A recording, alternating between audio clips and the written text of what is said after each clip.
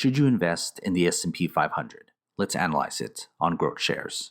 Before we begin, if you aren't familiar with the factors and metrics I use in this channel, I've made a separate video detailing everything to get you caught up. The S&P 500 index is considered a barometer of the US economy. It's comprised of the 500 largest US listed companies.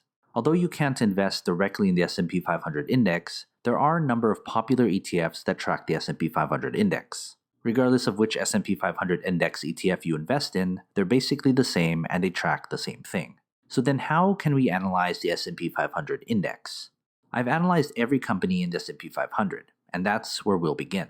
However, each company carries different weights, with Apple, Microsoft, Amazon, so forth having the most impact on the index. We combine all these company grades together and treat the S&P 500 index as if it were one giant company. We'll add the business, the stock, and the price together and get the final grade for the S&P 500 index. Just like my other analysis videos, each factor and metrics are graded from 1 to 100, with 51 to 60 being considered average. I encourage you to pause this video anytime so you can better understand the numbers. Let's first look at the business. The business factor accounts for 45% of the analysis. The business examines the S&P 500's fundamentals to see if it's actually worth owning. The business factor is made up of these 8 metrics, each weighted based on importance. Here are the 8 metric grades. And when we put them together, we get the business grade for the S&P 500. Let's next look at the stock. The stock factor accounts for 35% of the analysis.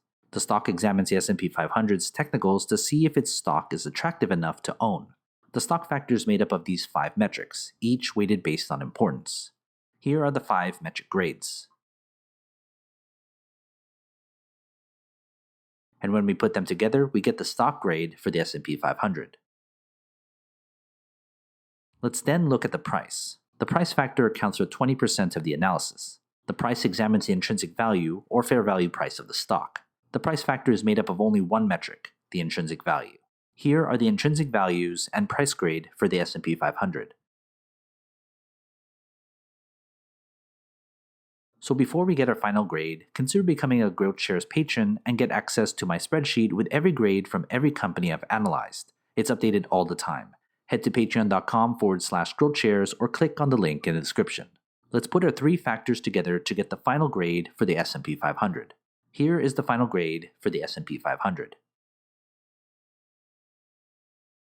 This analysis uses public financial data and a proprietary algorithm to come up with the grades. But what are your thoughts? Do you agree? Comment below. Want to talk business? Email me and follow the instructions on the screen. Invest wisely, and as always, take care of your money.